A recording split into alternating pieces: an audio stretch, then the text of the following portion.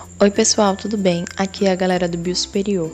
Há um tempinho atrás, nós postamos um mapa mental no Instagram sobre DNA e o que nós fizemos? Nós demos vida a esse mapa para fazer um videozinho explicando, assim, o básico sobre DNA para vocês, tá? Eu espero que vocês gostem e consigam entender tudo direitinho. Antes de darmos início, propriamente dito, ao nosso vídeo, nós gostaríamos de pedir que você se inscreva no nosso canal, que você curta esse vídeo, que você compartilhe com seus amigos, colegas, famílias, que cursem biologia ou que cursem áreas que tenham afinidade, né? Que possuam genética, para que eles possam aprender juntamente com vocês e aprender de uma forma mais interativa. Além de aprender, vocês nos ajudam muito a alavancar o nosso projeto. Obrigada. Agora vamos começar? Para dar início, a gente vai entender primeiro um pouquinho sobre o que é o gene. O gene, ele é um segmento de uma molécula de DNA, responsável pelas características herdadas geneticamente. Cada gene, ele é composto por uma sequência específica de DNA, e esse DNA, né, que contém um código, ou seja, as instruções para se produzir uma proteína que desempenha uma função específica dentro do nosso corpo, ou seja, uma determinada função, né? Então, o gene, ele basicamente é a sequência de DNA. Basicamente é isso. Mas eu sei que vocês provavelmente devem estar se perguntando, mas e o que é o DNA propriamente dito? O DNA, ele é o ácido desoxirribonucleico, que é um composto orgânico cujas moléculas elas têm as instruções genéticas que coordenam o desenvolvimento, o funcionamento de todos os seres vivos e de alguns vírus. O principal papel do DNA é armazenar as informações necessárias para a construção das proteínas e do RNA encontrados dentro do nosso corpo. Os segmentos de DNA que contêm a informação genética, eles são denominados de genes. O resto da sequência, ela tem uma importância estrutural, ou então, ela está envolvida na regulação do uso da informação genética.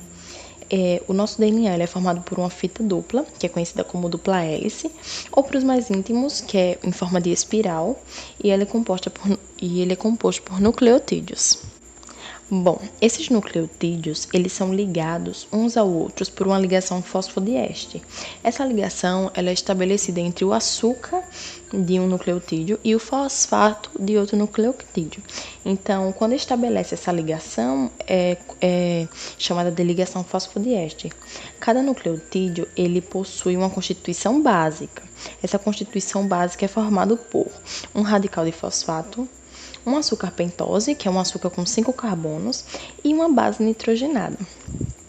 O código genético do DNA, ele se expressa por trincas de bases, que foram denominados de códon. Cada códon é formado por 3 letras, e essas 3 letras, elas correspondem a um certo aminoácido. Se vocês jogarem no Google tabela de aminoácido, vocês vão ver isso de uma maneira mais fácil. Então, eu indico que vocês façam essa pesquisa para que vocês possam compreender melhor. Vocês lembram que eu falei que a estrutura do DNA é composta por uma base nitrogenada, né? Então, essas bases nitrogenadas, elas podem ser classificadas em 2 tipos, que são eles, as bases pirimídicas e as bases púricas. As bases pirimídicas, elas são compostas pela citosina, timina e uracila. Já as bases púricas, elas são compostas pela adenina e pela guanina. É importante lembrar que as bases pirimídicas, elas apresentam apenas um anel de carbono. Já as bases púricas, elas apresentam 2 anéis de carbono e o nitrogênio. Bom, agora que vocês já aprenderam um pouquinho sobre DNA, a gente fez essa estruturinha aí que vocês podem ver que é o DNA mais as proteínas histonas igual a cromatina. Vocês já sabem o que é DNA. As proteínas histonas, elas são as principais proteínas presentes no nucleossomo. Elas possuem um papel muito importante na regulação dos nossos genes e elas são encontradas nos núcleos das células eucariontes, tá? Então, o DNA mais essas proteínas, eles formam a cromatina. A cromatina ela é basicamente um complexo de DNA e proteínas que está presente no núcleo celular das células eucarionte, né? Em forma de um longo filamento. E como eu falei, as proteínas histonas, elas são as principais proteínas que auxiliam na formação da cromatina. Agora, como vocês podem ver aí, né, a cromatina está dividida em filamentos e DNA espiralizado. Vamos primeiro para filamento. Quando o filamento de cromatina está menos condensado, significa que possui DNA ativo, ou seja, a célula é capaz de ler o conteúdo desse material genético. Aí a gente denomina de eucromatina. Se o DNA está espiralizado, os filamentos eles estão condensados, enrolados entre si em um emaranhado. Imagine um novelo de linha, que você tirou toda a linha, jogou no chão as 3 vezes, botou na máquina de lavar, depois botou na máquina de secar, depois estendeu. Não vai estar emaranhado? É basicamente isso que o DNA é espiralizado, tá? Nesse caso, o DNA ele vai estar inativo, porque as células naquele momento, elas não vão ser capazes de codificar aquele material genético. Aí ele é chamado de heterocromatina. E a gente pode ver que os filamentos e o DNA espiralizado, eles dão para aqui no nosso mapa? Para os cromossomos. Os cromossomos, eles são as estruturas compostas por DNA que, por sua vez, elas carregam os genes de um ser vivo, responsável por definir as características físicas e particulares de cada indivíduo. Os cromossomos, eles estão localizados no núcleo das células que compõem o ser vivo, né? Ou seja, a gente.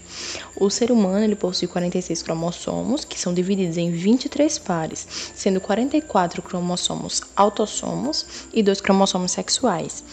Se você quer ficar por dentro, se você quer entender melhor sobre cromossomos, né?